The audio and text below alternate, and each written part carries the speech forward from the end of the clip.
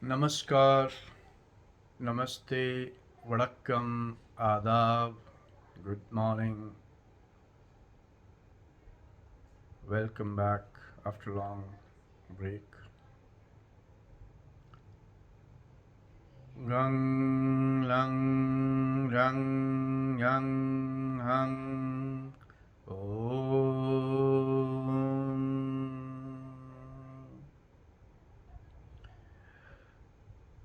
We had in our last session addressed the transition of the soul, the Atma, from one body to another,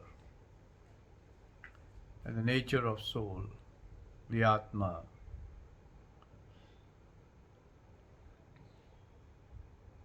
which has been termed as death.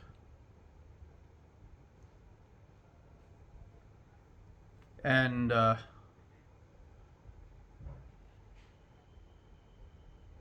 we also appreciated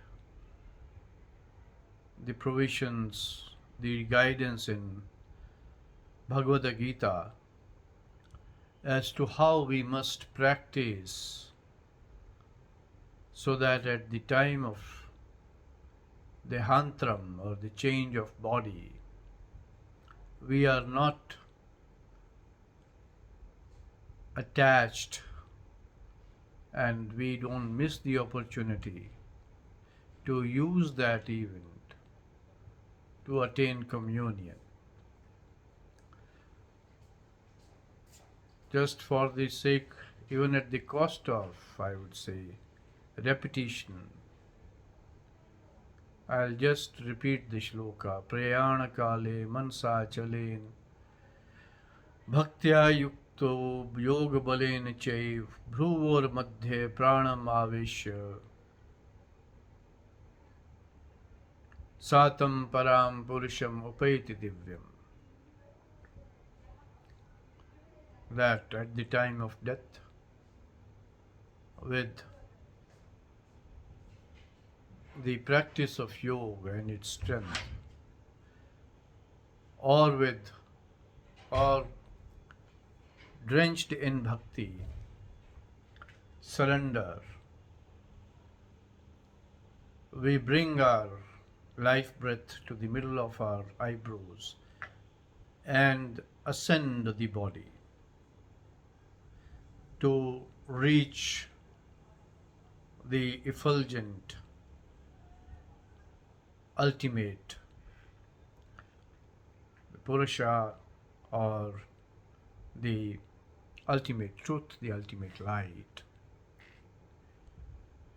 So from here we are going to see what Gita says about God, the relationship of human beings with God. I have picked up some shlokas and it says, Kamasteirhit jnana prapadyante anya devataha tam niyamastaya prakritiya niyata swayaha yo yam tanum bhakta shraddhaya rachitumicchati tasya chala shraddham tame vidadhamyaham.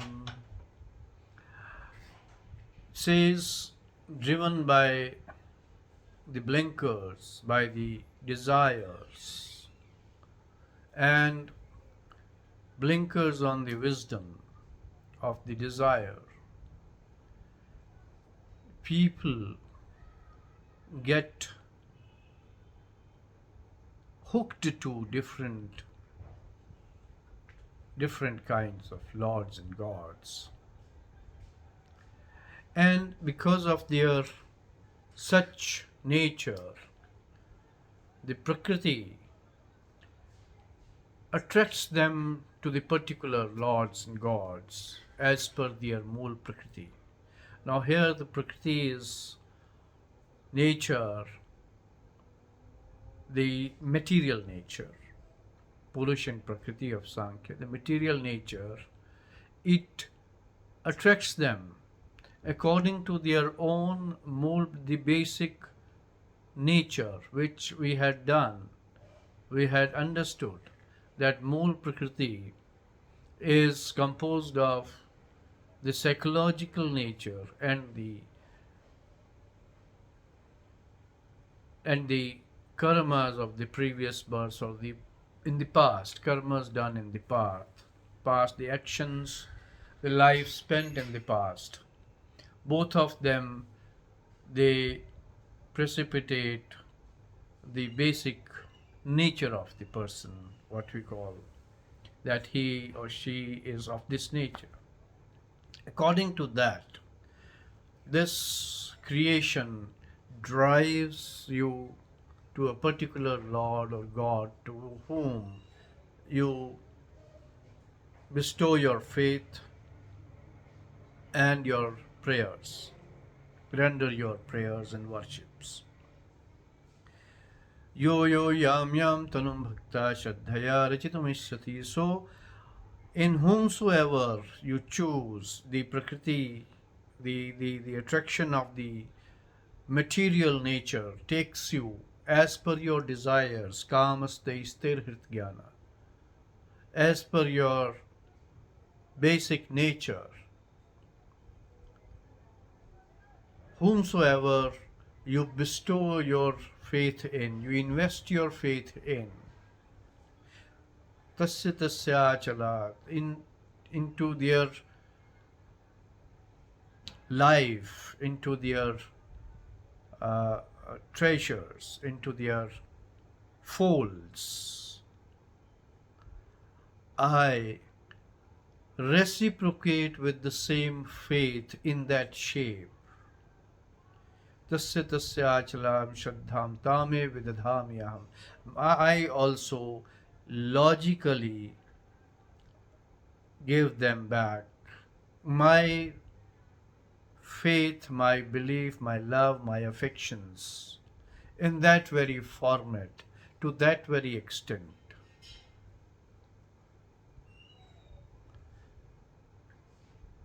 Then Gita says how the nature tells you, how the nature brings you, your doshas, your gunas.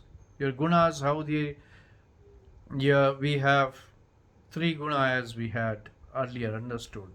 So Satvika yajante devan, yaksha rakshansi yajante rajasa, pretan bhuto ganovanya, yajante tamsiko jana. Those who are of Satvika gun, we have done. What was Satvika? Satvika is the one who lives like a witness in the interest of the entire creation, serving the interest of entire creation, not attached to the fruit of his own actions, but doing his whatever comes to his platter, discharging that with the best of the efforts, without looking to the fruits, what kind of fruits will come back, without the attachment to those fruits. That is Satvika. Satvikas, when they share, when they when they meditate on, whom they meditate on the effulgent ones, divyas, devatas, the givers in the nature, the sun, the moon, the Indra, the gods. Yaksha Rakshansi are those who are givers of power, but ephemeral power. Those who are of Rajsika gun, those who want for themselves, who are, we said, what is Rajsika action, where the actor is doing something for herself, her own self, or his own self, is greedy about the results of his actions, her actions, is even indulging in violence, even indulging in dirty tricks, trickery, and is besotted with the pain, is excited easily with the success, is easily put to despair with the failure. Shok harshanvita sa karta rajsiko parikirtita. We did this in the previous section. So, such people who are engaged in their own propagation, in their own perpetration, their own marketing, they will be attracted to worship the powerful deities of this very world. They will hanker after the deities which or who are presumed to be giver of power, pelf, property, beauties, wine, woman, and wealth. And then those who are of tamsika nature, who are lazy, they indulge in tantric practices, easy money they want without doing any work. They will go after certain, dead people, supposedly gurus of today. Some of them are not alive. They tend to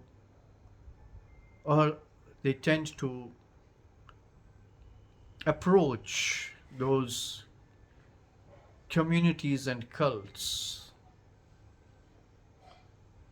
of people who do not practice the regular communion to the God, who do not practice the conventional truth-seeking practices. They hanker after people or the ganas or the attendants to the gods, priests. Then next step, Gita says, it is in continuity to the first one. Yo yo yam tanum bhakta shraddhaya arjitum icchati. In the next, this continuity in that says, Devrata yanti devan pitrivrata pitrin yanti pitrivrata bhutani yanti bhutajaya yanti madhya jinu apimam. Those who are approaching the God's lords, they are responded by God's lords. Those who go after pitris, the ancestors, the souls that have gone, people that have gone, and those who go after the material things, they are responded by them. But those who meditate on me, those who approach me, they eventually get to me. As we had done earlier in another shlok, Samo aham sarva bhuteshu, na me dvesho asmi na cha priya, bhajan yo bhajanti tumam bhaktya mai, te teshu cha apiham. That I am equally available to all the beings. But those who surrender to me, those who approach me, those who keep on meditating on me, I also respond to them in the same manner. Similarly, now it is further detailed. Devrata yanti devan. Those who go after gods, gods respond. Those who go after the dead ones, the ancestors, gurus, they are responded in that manner. Those who go after material things, they are responded accordingly. Bhutani also can be interpreted as ghosts. There are people, the Tantra Vidya in India is all about the capturing of power in pelf, using parts of bodies, Tantra, or by approaching the ghosts, departed spirits.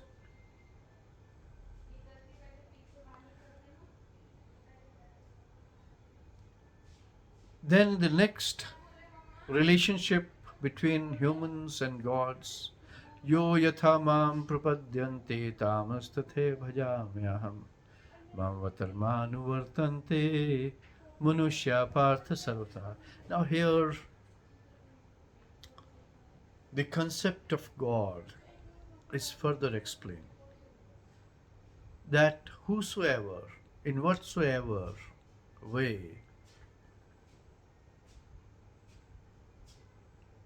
comes in communion with me, obtains me, approaches me, I respond in the same manner.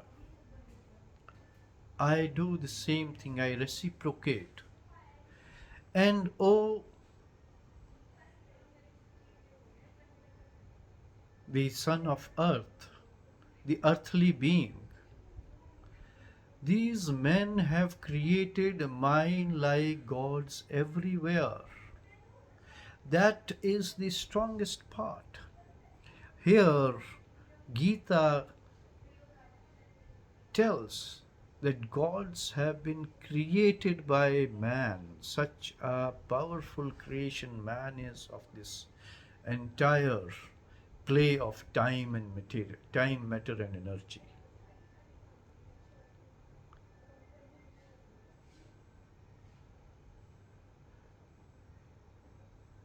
Time, matter, and energy are playing Purush, Prakriti, and Kal are the components of this creation.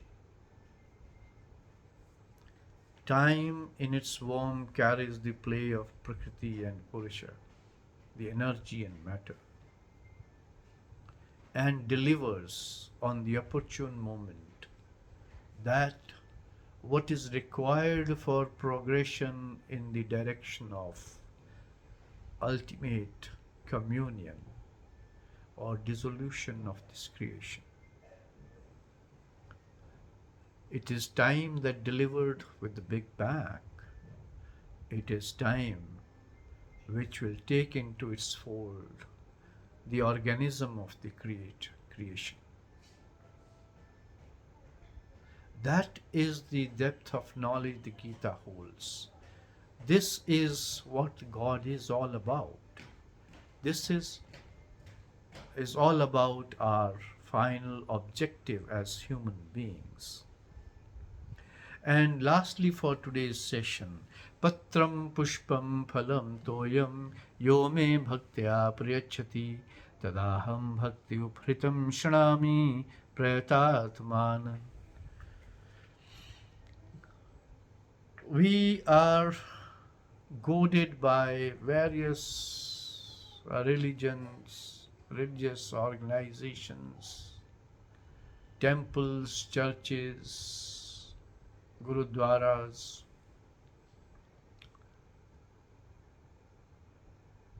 mosques, and their organizations to donate to them. And that will buy us a ticket to paradise, to heavens. But here, God, Krishna, the attained soul in this conversation, one is the earthly soul, entrenched in the attachments, affections, and desires, and hates, and undesirables. And the other one, attained soul, who is in communion with God, has become godlike.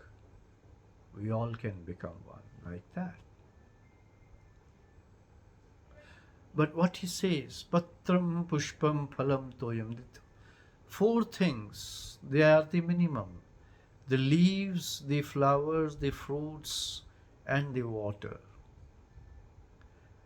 If even these are brought with true devotion, with true surrender, with true obtaining of Godhead, it is received as a food for the God. He takes into the God Almighty, takes into the fold. Literally this shloka, if translated, means that he eats. It means he assimilates what we have offered. But here the deeper meaning has to come. What are we offering? There is a deeper connotation to it. Patram Pushpam Phalam Toyam. We have been telling that Karamphal Tyaga Chanti Anantaram.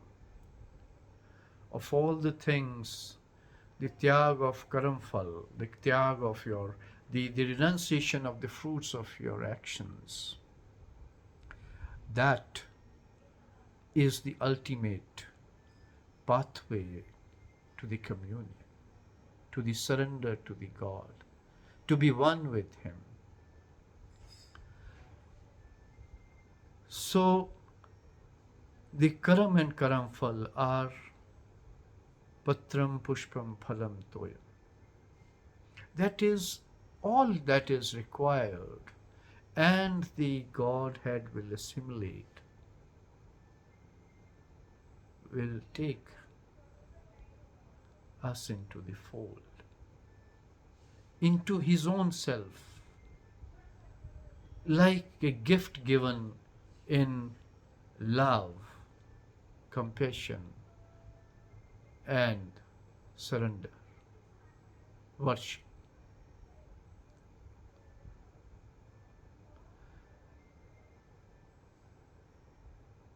This is what is required. Nothing is such simple, it's so simple to approach. So today what we have taken up is the relationship between man and the ultimate soul, the ultimate light, energy, how the vehicle of body can be used to get out of this cycle of changing bodies, to get into the eternity, Nirvana Brahmamrisha. We'll do that in our next session.